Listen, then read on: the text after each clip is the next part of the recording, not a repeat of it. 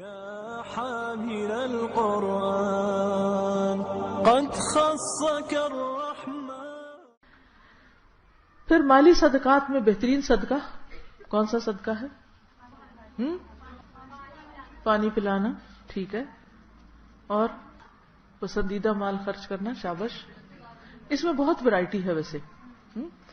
میں سمجھتی ہوں کہ ہم ساری چیزیں اگر نوٹ کر لینا تو ہر ایک ایک ایک ایک ایک ایک کرتے رہیں انشاءاللہ.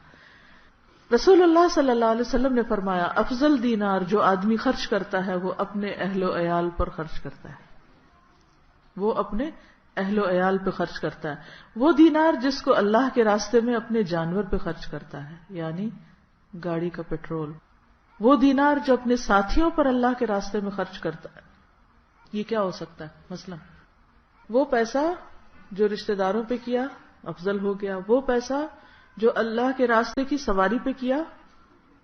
اللہ کا راستہ کیا ہے؟ مثلا حج، عمرہ، مسجد جانا، دین سیکھنے کے لیے کہیں جانا، سکھانے کے لیے کہیں جانا. یہ سب کیا ہے؟ فی سبیل اللہ. اللہ کے لیے آپ نکلے گھر سے اور کوئی غرض نہیں، کسی بزنس کے لیے نہیں نکلے، کسی جاب کے لیے نہیں نکلے، اللہ کے راستے میں نکلے. جیسے حج پہ جاتے ہیں تو اگر کوئی ساتھ کوئی کاروبار کر لیتا ہے تو اس میں فرق نہیں، لیکن اصل چیز جو ہے وہ اللہ کے لیے نیت کرنا ہے. پھر وہ دینار جو اپنے ساتھیوں پر اللہ کے راستے میں خرچ کرتا ہے. اس کا کیا مطلب ہے؟ مثلا کوئی کام بتائیے، اللہ کے راستے میں ساتھی پہ خرچ کرنا، یعنی کسی کو اپنی گاڑی میں بٹھا لینا اور خود کچھ کھا رہے ہیں تو ان کے ساتھ شیئر کر لینا. اپنے لیے کتاب لی ہے تو اس کے لیے بھی کتاب لے لینا. اسی طرح اللہ کے راستے میں اپنے ساتھیوں پر خرچ کرنا. جنگ تبوک میں ساتھیوں پر کس نے خرچ کیا تھا؟ انہوں نے کیا کیا تھا؟ ان کے لیے سواریاں تیار کی تھی، زادرہ تیار کیا تھا. یہ ہے اللہ کے راستے میں ساتھیوں پر خرچ کرنا کہ جو افورڈ نہیں کر سکتے ان کے لیے انتظام کرنا. اگر پڑھنے کے لیے کوئی افورڈ نہیں کر سکتا تو اس کی پڑھائی میں مدد کرنا وغیرہ وغیرہ. ابو قلابہ نے کہا عیال سے شروع کیا، یعنی اپنے گھر والوں سے. پھر ابو قلابہ نے کہا اس سے بڑھ کر کس آدمی کا ثواب ہے جو اپنے چھوٹے بچوں پر ان کی عزت و آبرو بچانے کے لیے خرچ کرتا ہے، یا نفع دے اللہ ان کو اس کے سبب سے اور وہ ان کو بے پرواہ کر دیتا ہے. تو بہرحال انسان جب اپنے بچوں پر بھی ان کی عزت آبرو بچانے کے لیے، کیا مطلب ہے اس کا؟ ان کی عزت آبرو بچانے کے لیے مثلا آپ ان کی پڑھائی کے لیے جو خرچ کرتے ہیں، اسکول کی فیس دیتے ہیں، کس لیے دیتے ہیں؟ تاکہ آپ کے بچے کس سے بچیں؟ مانگنے سے بچیں. تو بچوں کی عزت آبرو بچانے کے لیے خرچ کرنے سے مراد یہ کہ وہ کسی کے آگے بھیک نہ مانگتے پھریں، وہ کچھ بن جائیں، وہ کچھ پڑھ لکھ جائیں، وہ معاشرے کے اندر ایک اچھا مہذب اور بہترین شہری بن کے زندگی بسر کریں، بہترین مسلمان بن سکیں. تو یہ بھی افضل ترین دینار ہے جو انسان اہل و عیال پہ خرچ کرتا ہے. پھر ایک اور حدیث ہے، نبی صلی اللہ علیہ وسلم نے پوچھا صحابہ سے کیا تم جانتے ہو کون سا صدقہ سب سے افضل ہے؟ انہوں نے عرض کیا اللہ اور اس کا رسول ہی زیادہ جانتا ہے. فرمایا وہ ہدیہ جو تم میں سے کوئی شخص اپنے بھائی کو پیش کرے. وہ ہدیہ جو تم میں سے کوئی شخص اپنے بھائی کو پیش کرے، خواہ وہ روپیہ پیسہ ہو، خواہ وہ جانور کی پشت یعنی سواری ہو، کسی کو لفٹ دینا، خواہ بکری کا دودھ ہو یا گائے کا دودھ، کوئی بھی چیز، کوئی بھی فائدے کی چیز کسی دوسرے کو دینا، یہ بھی بہترین صدقہ ہے. اپنے بھائی کی ضروریات پوری کرنا. عمر رضی اللہ عنہ سے روایت ہے کہ رسول اللہ صلی اللہ علیہ وسلم نے فرمایا افضل عمل مومن کو خوشی دینا ہے. افضل عمل مومن کو خوش کرنا ہے. تم اس کے سطر کو ڈھانپ دو. کیسے؟ کپڑے سے. یا اس کی بھوک کو سیر کر دو. کیسے؟ کچھ کھلا کے. یا اس کی کوئی ضرورت پوری کر دو. یعنی ہو سکتا اسے کپڑا کھانا نہیں چاہیے، کچھ اور چاہیے، تو ان ضروریات کا خیال رکھو. تو یہ بھی افضل صدقہ ہے. یہ کب کرنا ہے؟ افضل دنوں میں. ویسے تو سارا سال کرتا ہے انسان، لیکن ان دنوں میں شعوری طور پر یہ سارے کام کرنے. پھر پہلو تہی برتنے والے رشتہ دار کو دینا، وہ افضل ترین ہے. ابو ایوب انصاری سے مروی ہے نبی صلی اللہ علیہ وسلم نے فرمایا سب سے افضل صدقہ وہ ہے جو اس رشتہ دار پر کیا جائے جو پوشیدہ دشمنی رکھتا ہے، جو جیلس ہے آپ سے، جو آپ کو کہیں نہ کہیں ضرور کچھ سنا جاتا ہے، کوئی تکلیف دے جاتا ہے، کہیں نہ کہیں آپ کی جڑ کاٹتا ہے. اچھا اس کا فائدہ کیا ہوگا؟ اس کے دل سے نفرت کم ہوگی، یقیناً کم ہوگی. سیرت میں ہم یہی پڑھ رہے ہیں نا. ایک غزوے سے نبی صلی اللہ علیہ وسلم واپس آ رہے تھے اور ایک جگہ پر صحابہ اترے, پانی نہیں تھا. آپ نے کہا کہ جاؤ پانی ڈھونڈ کے لاؤ. تو لوگ ادھر ادھر نکل کے پانی کی تلاش میں. تو انہیں ایک عورت ملی ایک اونٹ پر جس کے پاس 2 مشکیزیں تھے پانی. انہوں نے اس کو کہا چلو حضور کے پاس, ہمارے نبی کے پاس چلو. اس نے کہا وہ کون ہے, وہ نہیں جانتی تھی. پریشان ہو گئی کہ یہ آدمی جو ہے مجھے کہیں لے جا رہے ہیں. صحابہ اس کو گھیر کر لے آئے نبی صلی اللہ علیہ وسلم کے پاس کہ آپ کو حکم ملا تھا کہ پانی کا تلاش کرو. اس عورت سے پوچھا گیا کہ یہ بتاؤ کہ پانی کہاں ہے, تم کہاں سے لا رہی؟ اس نے کہا 1 دن رات کی مسافت سے وہاں سے لے کے آ رہی ہوں. اس کے قریب قریب میں اور کہیں پانی نہیں جانتی. تو آپ نے اس کے مشکیزیں لیے, ان میں ہاتھ رکھا اور سارے لشکر نے پانی پیا. اور اس کے بعد اس کے وہ مشکیزیں بھی دیے, پھر اس کے ساتھ اس کو دودھ بھی دیا, مزید ہدایا اور چیزیں دے کر اس کو رخصت کیا. یعنی آپ صلی اللہ علیہ وسلم صرف ردوہا کی بات نہیں کرتے تھے بلکہ اس سے بڑھ کر احسان کر کے لوٹاتے تھے لوگوں کو. وہ آئی کس پریشانی میں ہوگی اور گئی کس خوشی میں ہوگی. یہ اخلاق تھا نبی صلی اللہ علیہ وسلم کا. آپ کوئی طریقہ بتائیے کیا کر سکتے ہیں. اس رشتہ دار کو نام لکھ لیجیے کہیں کہ اچھا میں نے اس کو ضرور دینا ہے کچھ جو آپ کو تنگ کرتا ہے. یہ اچھے ریلیشن شپ کے لیے بہترین نسخہ ہے. اچھا ہم کیا کرتے ہیں, سب کو دیتے ہیں, اسی کو نہیں دیتے. اچھا اس سے کیا ہوتا ہے, اس کی دشمنی اور پکی ہو جاتی ہے, وہ اور کھنچ جاتا ہے. جب ہم احسان کی روش اختیار نہیں کرتے تو اپنے لیے مشکلات میں اضافہ کرتے جاتے ہیں. تو اس کا حل صرف یہی ہے کہ اپنے اندر کو توڑو اور وہ کرو جو اللہ کی پسند ہے, چاہے ہماری پسند ہے یا نہیں. وہ لیتے نہیں ہیں. ہاں یہ واقعی مشکل ہے. موقع کی تلاش رکھیں, کب چاہیے, کب لیں گے. آپ کو معلوم ہے کہ بعض لوگ آپ ان کو کچھ دیں وہ لوٹا دیتے ہیں, نہیں لیتے, نہیں چاہیے, واپس بھیج دیتے ہیں, آپ کے گھر لوٹا دیتے ہیں. بڑی تکلیف ہوتی ہے اس وقت. پھر آپ انتظار کریں اور ہارے نہیں. نیکی میں ہارنا نہیں, کچھ دن بعد پھر کچھ کریں اور اللہ تعالیٰ ان کو ایسی سچویشن میں ڈالے گا کہ وہ خود مانگنے آ جائیں گے آپ سے. Believe me. صرف آپ کا بھی ٹیسٹ ہے کہ آپ خانہ پوری کر رہے, چیک لسٹ پہ اچھا نشان لگا دیا, کر دیا ہم نے. وہ کہا تھا انہوں نے کہ اس رشتہ دار کو دینا, ہم نے دیا, لیا نہیں, شکر نہیں لیا, ہم خود ہی لے لیں. سچے دل سے جب آپ کام کریں گے نا تو پھر کر کے ہی چھوڑیں گے, پھر راستے بھی کھل جائیں گے. پھر آپ کہیں کہ اچھا میں دیکھتی ہوں کہ کب میں دے سکتی ہوں اس کو.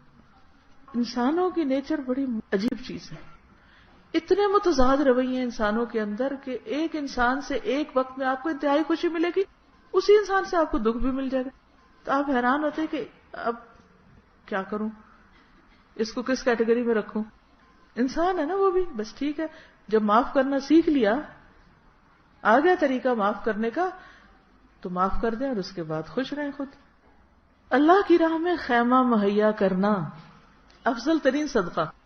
ابو امامہ رضی اللہ عنہ سے روایت ہے کہ ایک آدمی نے رسول اللہ صلی اللہ علیہ وسلم سے پوچھا کون سا صدقہ سب سے افضل ہے؟ آپ نے فرمایا اللہ کی راہ میں کسی خیمے کا سایہ مہیا کرنا, یا اللہ کی راہ میں کسی خادم کی خدمت کرنا, یعنی جو اللہ کے راستے میں نکلا ہوا ہے, یا اللہ کی راہ میں کسی نر جانور پر کسی کو سوار کرنا, یعنی سواری دینا. اب یہ جو خیمہ مہیا کرنا ہے یہ کیا چیز ہے؟ اس پر ہم کیسے عمل کر سکتے ہیں؟ جسے فلڈ وکٹمز ہیں ان کو گھر بنوا کے دیے جا رہے ہیں, تو اس میں ہم سارا نہیں بنا سکتے تو کچھ, لیکن یہاں خاص طور پر اللہ کی راہ میں بات ہو رہی ہے. ٹھیک ہے, فی سبیل اللہ. یہ کہتے ہیں کہ جیسے الہدا کے باہر درخت نہیں ہے, ڈرائیور حضرات آ کے گاڑیاں کھڑی کرتے ہیں, دھوپ میں ان کی گاڑیاں کھڑی ہوتی ہیں. تو اب یہ کہ وہ آتے ہیں اللہ کی بندیوں کو اٹھانے کے لیے جو اللہ کی راہ میں نکلی ہوئی ہیں. ویسے درخت لگانا تو ویسے بھی ایک بہت بہترین صدقہ ہے. اب دیکھیے ہمارے ملک میں کتنے ہی بس سٹینڈ ہیں جن پہ کوئی سایہ نہیں ہے نا. اب آپ کہیں گے ہم جا کے لگوائیں گے پھر لوگ اکھاڑ کے لے جائیں گے. یہ بڑی مشکل ہے ہمارے ملک میں. یہ خیال ہی لوگوں کو کام سے روک دیتا ہے. لیکن اگر کچھ لوگ مل کر کسی ایک بس سٹینڈ پر ایک چھت ڈلوا دیں, ایک شیڈ ڈلوا دیں, کتنے لوگوں کو سایہ مل جائے گا. ان میں نیکی کے کام کرنے والے بھی سفر کریں گے. آپ کہیں گے ہو سکتا پتہ نہیں کون کہاں جا رہا ہو, چور لٹیرا بھی ہو اس میں, ہم کیوں سایہ دیں. نہیں, جب آپ ایک نیکی کا کوئی موقع پیدا کرتے ہیں تو اس میں ہر قسم کے لوگ آتے ہیں، لیکن آپ کو اجر کس سے ملتا ہے؟ اپنی نیت سے، اور اسی کے اندر خیر اور بھلائی کے کام کرنے والے بھی ہوتے ہیں. تو اس لیے اس کی فکر نہ کیا کریں، کیونکہ اس طرح کے خیال ڈال کے شیطان ہمیں نیکی سے روک دیتا ہے. جیسے لو انکم والے ایسے لوگ جو دین کی خدمت میں لگے ہوئے ہیں، اپنے لیے خود کچھ نہیں کر سکتے، تو ان کے لیے خرچ کرنا. اسی طرح یہ جو کپڑا ہے نا، یہ بھی خیمے جیسا ہی ہے، بینر جس پر تکبیرات لگی ہوئی ہوں. دودھ پلانا. ابو ہریرہ سے روایت ہے کہ نبی صلی اللہ علیہ وسلم نے فرمایا، دودھ والا جانور بطور عطیہ دینا افضل ہے. کسی کو گائے بکری دینا، جو ایک پیالہ دودھ صبح کو دے اور ایک شام کو دے، وہ والا جانور. خالی یہ نہیں کہ بکری دے دی وہ دودھ چاہے دے یا نہ دے. لیکن اگر آپ بکری نہیں دے سکتے کسی کو کیونکہ آپ نے خود ذبح کرنی ہے اس دفعہ، تو اس صورت میں دودھ بھی دے سکتے ہیں.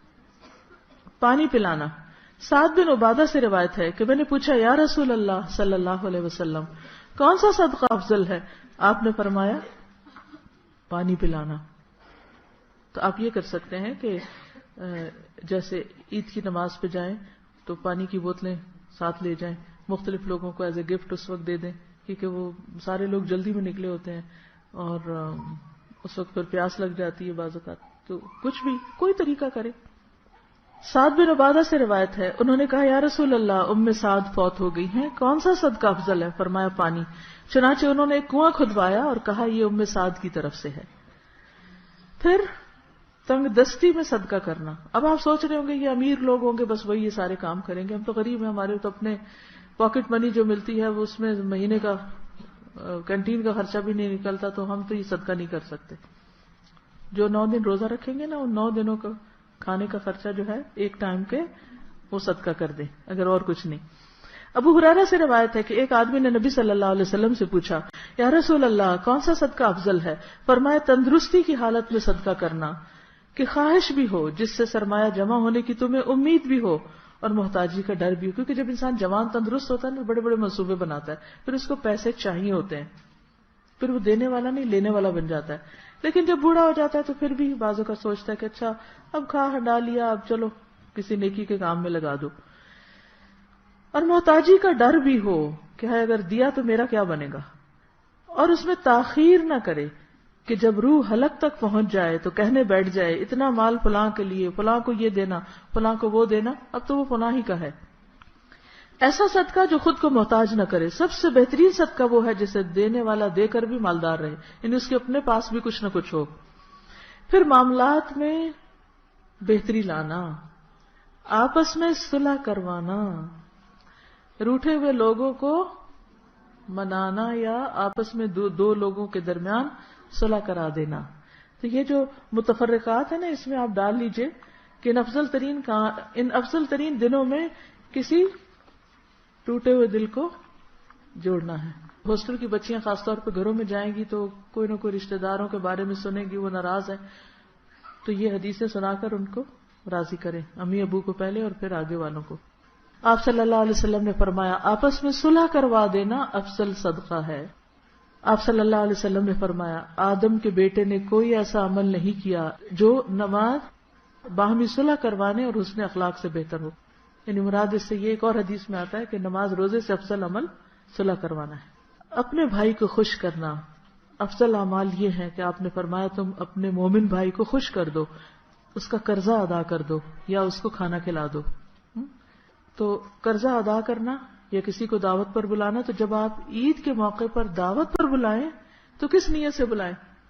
افضل صدقے کی نیت سے، افضل عمل کی نیت سے کہ میں یہ اللہ کی خاطر کر رہی ہوں، اس لیے نہیں کہ وہ بھی مجھے بلائے یا بوجھ سمجھ کے نہیں. عام طور پر کیا ہوتا ہے جب گھر میں دعوت ہوتی ہے تو لوگ اس کو کیا کرتے ہیں، اپنے اوپر بوجھ بنا لیتے، پکاتے بھی جائیں گے، کرتے بھی جائیں گے اور بولتے بھی جائیں گے.